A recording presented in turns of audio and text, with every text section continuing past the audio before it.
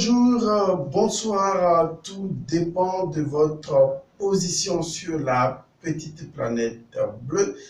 Je vous retrouve aujourd'hui pour la dernière partie de notre émission intitulée « Les fonctions métaphysiques du phallus, du lingam ». Nous en avons suffisamment parlé depuis quelques semaines et vous êtes déjà un peu habitués à des terminologies métaphysiques sur la question. Nous allons faire notre 7e principe aujourd'hui. Nous avons tout juste voulu regrouper l'ensemble des principes ou fonctions métaphysiques du pénis en 7 parties afin de ne pas faire de très longues vidéos. Et donc, nous sommes dans la dernière fonction, la fonction dite de guérison et de thérapie. Oui, c'est vrai. S'il y a une chose que vous devez savoir, c'est que le pénis est un médicament. Oui, ça peut étonner beaucoup de personnes, mais je m'adresse surtout aux femmes, je m'adresse également aux hommes. Le pénis est un médicament. Et il n'y a pas de plus formidable et sensible médicament que le pénis. Et son action en tant que substance pouvant apporter le bien-être physique, le bien-être énergétique, le bien-être émotionnel, le bien-être psychique, le bien-être spirituel, montre très simplement que c'est l'un des plus puissants médicaments, à l'instar de la méditation. Oui, la méditation également est un puissant médicament pour l'esprit, vous voyez, l'âme et ensuite naturellement le corps en passant par l'énergie. Je vais vous dire que la sexualité ou une relation coïtale ou le coït tout simplement est une profonde méditation qui interpelle l'esprit, l'âme et le corps des partenaires qui sont en relation sexuelle. Et cette méditation sexuelle qui passe par ce que je pourrais appeler la médiation de deux corps, à savoir le corps de l'homme et le corps de la femme, qui font une méditation coïtale ensemble, eh bien, je vous assure, cette méditation coïtale-là, cette relation coïtale, cette relation sexuelle entre les deux partenaires est une méditation sexuelle qui apporte le bien-être intégral. Et quand je dis bien-être intégral, je m'adresse aussi bien au spirituel, au psychique ou au psychologique, si vous voulez, pour regrouper les deux, à l'énergétique et au physique du bien-être de l'homme. Et ça, je me répète parce que je vous assure, c'est très bien. C'est une très bonne chose. Je vais vous donner juste un exemple dans lequel vous mésusez les fonctions guérisseuses du pénis. Voilà l'exemple tout simple. La plupart du temps, vous ne faites pas la différence entre le fait que vous êtes une personne et que cette personne que vous êtes également une multiple personnalité. Ce qui veut dire en clair que pendant que vous êtes qui vous croyez que vous êtes, au sein de votre unicité, se trouvent d'autres personnalités à l'intérieur de vous qui deviennent comme des acteurs de rôle dans la vie de tous les jours. Suivez-moi bien. Par exemple, vous êtes un homme, puisqu'on parle des hommes. Quand vous êtes à la maison avec votre famille, vous êtes le père de famille, mais vous êtes également le mari de la femme. Mais lorsque vous n'êtes plus à la maison et que vous êtes dans votre famille de base ou famille souche, vous êtes peut-être un grand frère, si vous voulez. Mais parmi les gens, pour les gens de votre famille souche, vous êtes également, pour certaines personnes, un confident. Sans oublier que vous aimez le football et donc vous êtes footballeur, vous jouez certainement. Et vous allez au boulot, donc vous êtes un professionnel, vous avez une profession. Sans oublier que vous avez des amis avec qui vous passez le temps. et que vous blaguez, vous racontez des histoires, ajoutons à cela le fait que peut-être vous avez d'autres branches d'activité comme par exemple la comédie et que vous aimez être comédien. En fait, je peux citer beaucoup d'exemples. Je veux dire par là que ce que vous ne savez pas, c'est que souvent, vous ne réalisez pas que, bien que vous soyez un individu unique, par le fait que vous jouez différents rôles à la fois, vous possédez systématiquement une personnalité multiple. Et donc, cette personnalité multiple, lorsque vous agissez en tant que footballeur, vous êtes différent de la personne qui agit en tant que mari. Et vous êtes différent du professionnel qui travaille au boulot. Vous êtes différent de la personne qui a ses amis et qui s'amuse avec ses amis.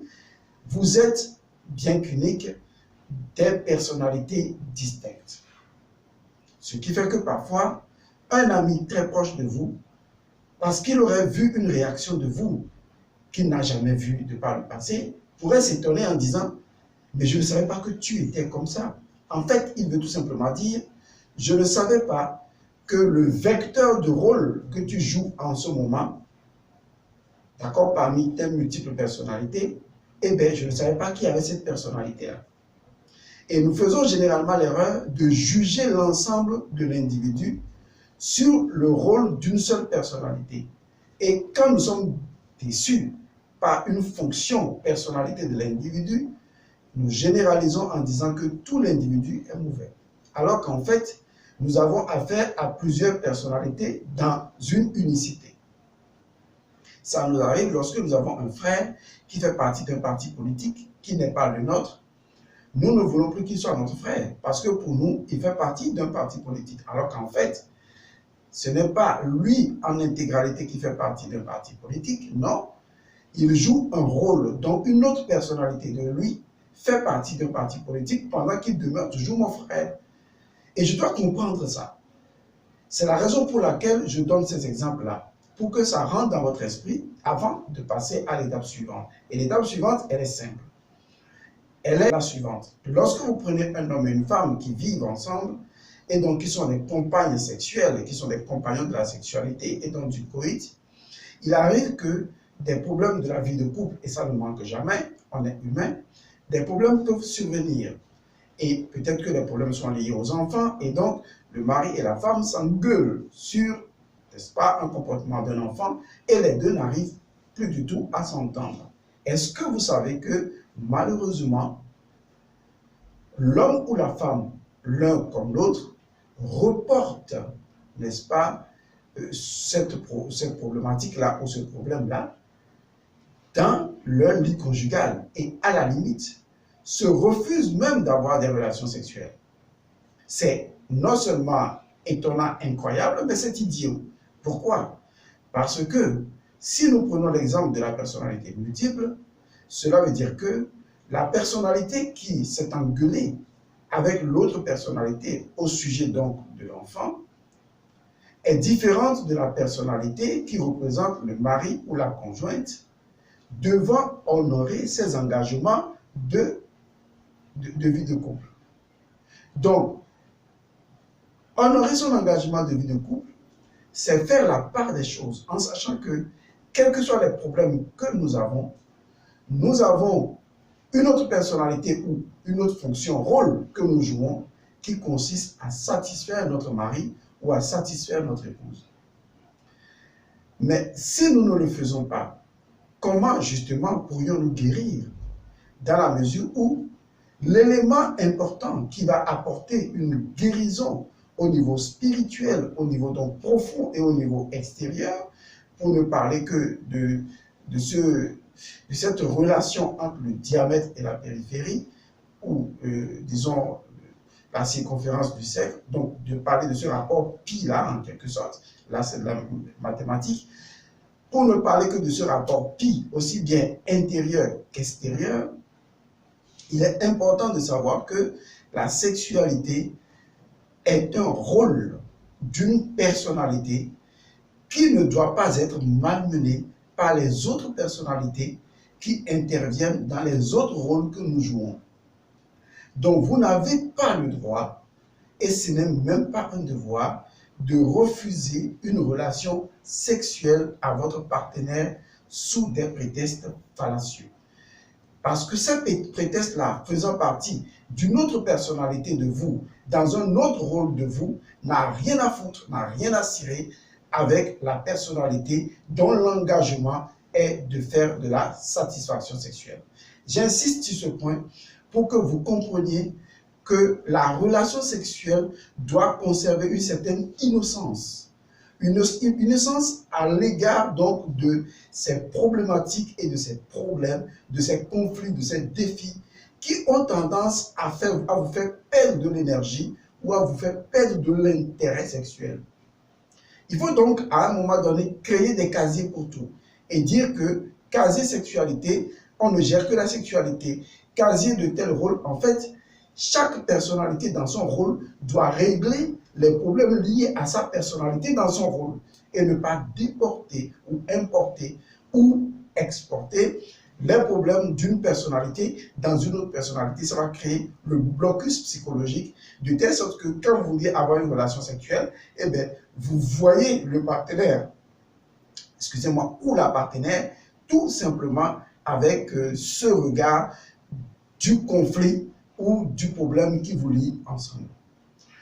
Si vous ne faites pas ça, vous rendez déjà toxique, vous voyez, vous rendez déjà toxique et nucléaire votre relation sexuelle.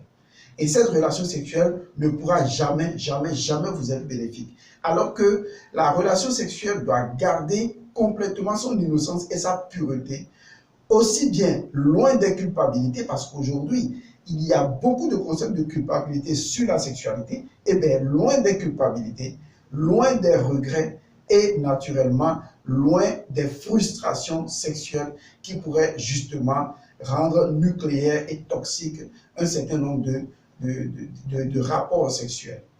Vous devez faire l'amour avec innocence. Vous devez faire l'amour avec, disons, une justesse d'émotion, une justesse de pensée, justesse de comportement.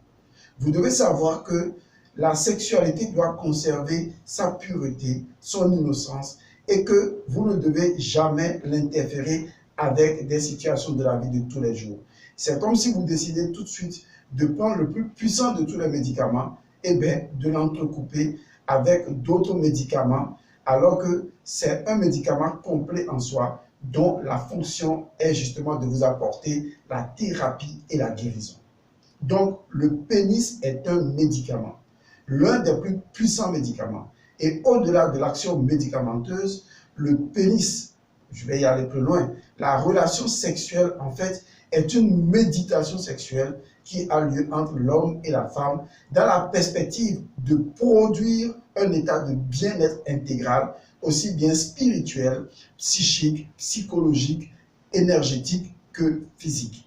Donc, faire l'amour, ou je vais utiliser le mot le plus simple, sexer, ça fait du bien. D'abord, premièrement, la première fonction, c'est tout simplement de consumer les agrégats lourds et les agrégats négatifs de votre corps énergétique. C'est ça que vous devez comprendre. Par l'action du yoni et du lingam, provoquant ainsi le feu brûlant au niveau des gonades, les éléments négatifs sont alchimisés, bien sûr, mais les éléments négatifs sont complètement détruits, complètement dissous. De telle sorte que la sexualité a une action biochimique. Vous voyez, déjà l'attraction de deux corps, c'est biochimique. Enfin, la notion de biochimie veut montrer tout simplement qu'il y a une chimie biologique attractive qui accourt, qui se met en branle à cause donc de nos glandes endocrines et qui permettent ainsi par cette collaboration sexuelle, disons, un changement ou une induction de métabolisme au niveau du corps. Ce qui veut dire qu'à travers les fonctions biochimiques du corps, on peut remétaboliser le corps, on peut agir sur le métabolisme du corps. Agir sur le métabolisme du corps, c'est agir donc sur les glandes endocrines qui, naturellement, conditionnent le métabolisme du corps, conditionnent les fonctions biochimiques du corps, conditionnent l'équilibre interne du corps. C'est ça son métabolisme.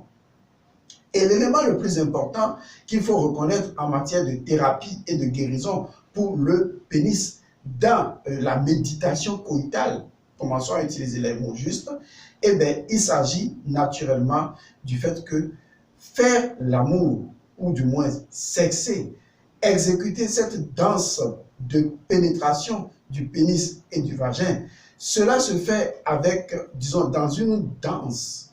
C'est une harmonique, c'est une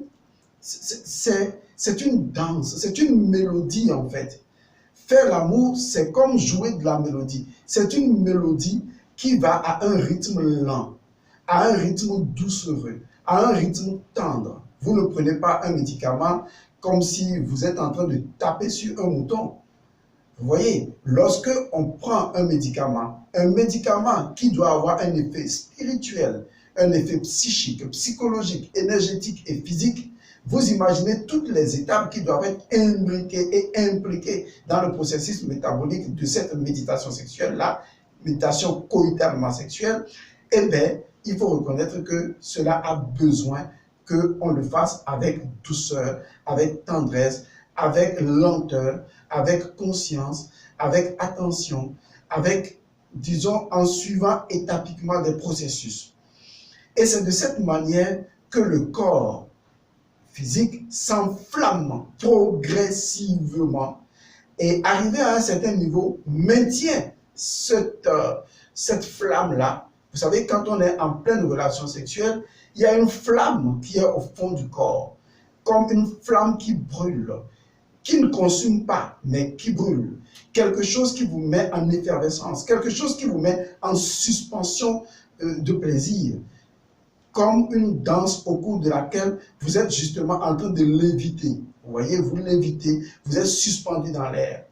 C'est seulement lorsqu'il y a éjaculation que les gens tombent de cette suspension-là. Autrement, lorsque vous êtes en pénétration sexuelle, vous êtes comme suspendu. Et je vous avais dit, tant que vous ne cherchez pas la destination, c'est-à-dire la fin du voyage, mais que c'est le voyage qui est important, eh bien pour vous, la finalité, c'est le voyage lui-même sans la destination. Et du coup, vous avez une relation sexuelle lente, posée dans la durée, parce que chaque moment que vous êtes en train d'exécuter ou de vivre est déjà en soi une destination qui conduit à une autre destination, comme le serpent qui se mord la queue, et vous êtes dans cette effervescence-là. Vous conservez la flamme sexuelle qui brille en vous. Et en la conservant, étant donné que c'est une flamme de l'amour, et bien cette flamme-là va engager au niveau de votre métabolisme interne, au niveau de vos chakras, une forme d'équilibre, une forme d'harmonie. Le bien-être, c'est cela. C'est l'ordre au sein de votre corps, au sein de tout votre métabolisme. C'est l'équilibre au sein, c'est l'harmonie au sein de vous-même. C'est ce qu'on pourrait appeler l'état de santé ou l'état de bien-être intégral. Comment se fait-il ou pourquoi les hommes sont obligés d'avoir une relation sexuelle qui doit durer 15 minutes? C'est à quoi que l'idée principale chez les hommes, l'homme animal, l'idée principale chez l'homme animal pour entretenir une relation sexuelle, on a comme l'impression que cette idée-là, c'est juste d'aller tirer un coup. Aïe, voilà, juste, voilà le mot juste, tirer un coup. Vous savez, quand on veut tirer un coup, on fait comme Marc, il n'est pas un, deux, ancien combattant, Tassoubiri. Donc, vous voyez, lorsqu'on est un ancien combattant et qu'on est un tirailleur, bien sûr, justement, on peut se permettre d'aller tirer un coup. Et donc là, juste, on prend le fusil, on vise et on tire. Bah! Donc, il n'y a plus de plaisir dans ce jeu. Et pourtant, lorsqu'on veut avoir cette méditation sexuelle, il ne s'agit pas d'aller tirer un coup. Il s'agit d'aller méditer. Il s'agit de pratiquer la méditation sexuelle. C'est ça la sexualité. C'est ça la relation sexuelle. C'est de pratiquer la méditation coïtale. C'est de pratiquer la méditation sexuelle. C'est de pouvoir harmoniser, comme le disent les hindous, le flux nari et nara à l'intérieur de nous-mêmes. Parce que la façon vulgaire avec laquelle vous faites l'amour ne fera que rendre plus vulgaires les énergies composites de vous. Ces énergies sont l'électricité, le magnétisme, ou le flux masculin et le flux féminin dont vous êtes constitué. En réalité, vous sabotez, vous sabordez complètement vos propres énergies en faisant l'amour comme un animal. Finalement, la façon dont vous faites l'amour, eh bien, c'est ce que vous devenez. Vous devenez la façon dont vous faites l'amour, puisque l'élément d'importance qui intervient dans la relation d'amour, c'est ce que l'amour nous fait faire. L'amour est un élément attracteur. Vous le savez bien.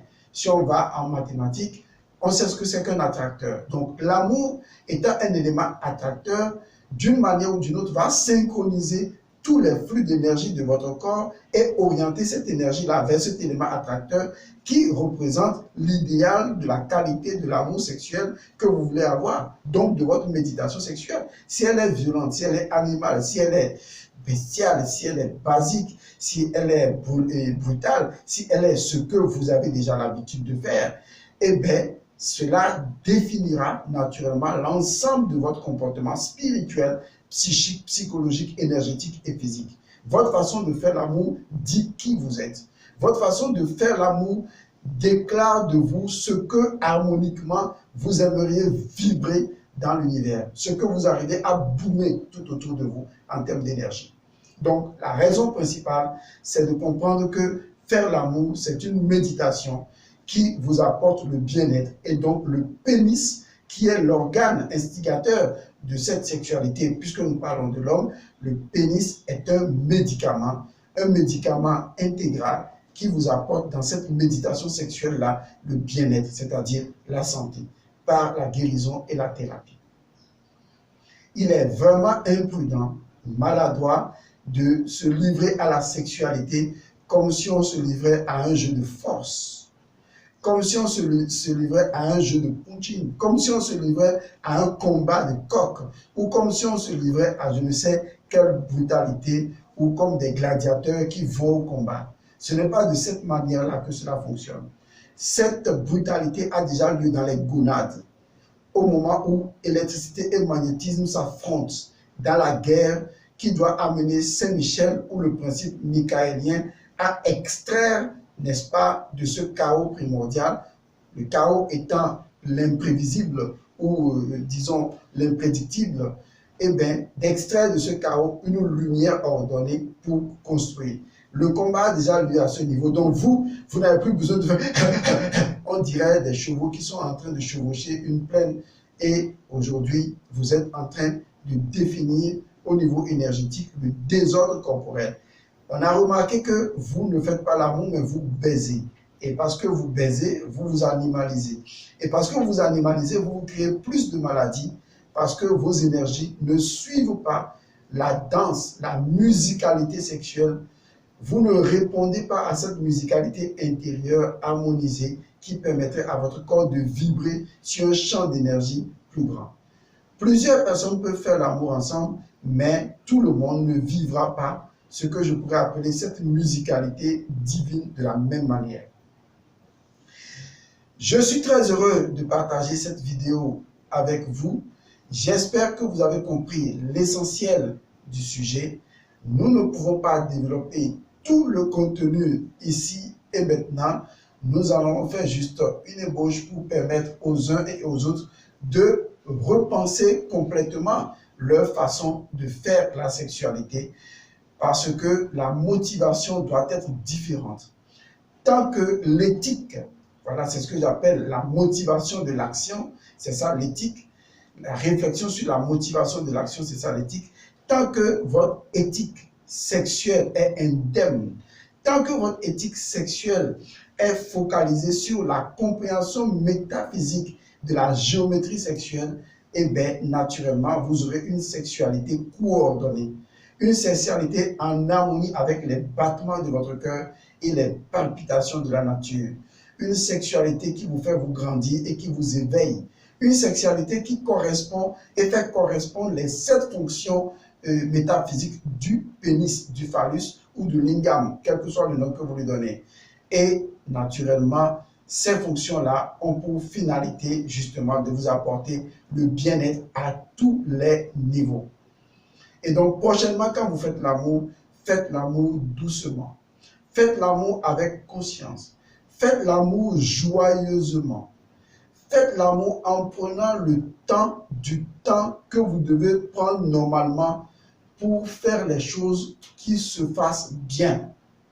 Cela veut dire que si entre-temps j'avais l'habitude de faire l'amour ne serait-ce qu'en 10 minutes, eh bien, que je m'habitue à faire l'amour pendant 1 heure de temps. Parce qu'il ne s'agit pas d'une course de fond. Ce n'est pas une course de vitesse. Vous voyez, c'est un marathon. Et dans un marathon, eh bien, on prend le temps. On prend le temps de s'échauffer. On prend le temps de faire les choses avec un rythme qui va se faire dans la durée. Et donc, on fait l'amour à sa compagne, puisque je m'adresse d'abord aux hommes, on fait l'amour à sa compagne avec joie, avec, comment on appelle, décence. Et on fait l'amour en sachant que ce que l'on fait, on le fait dans la durée, non pas pour arriver à une destination. On le fait doucement.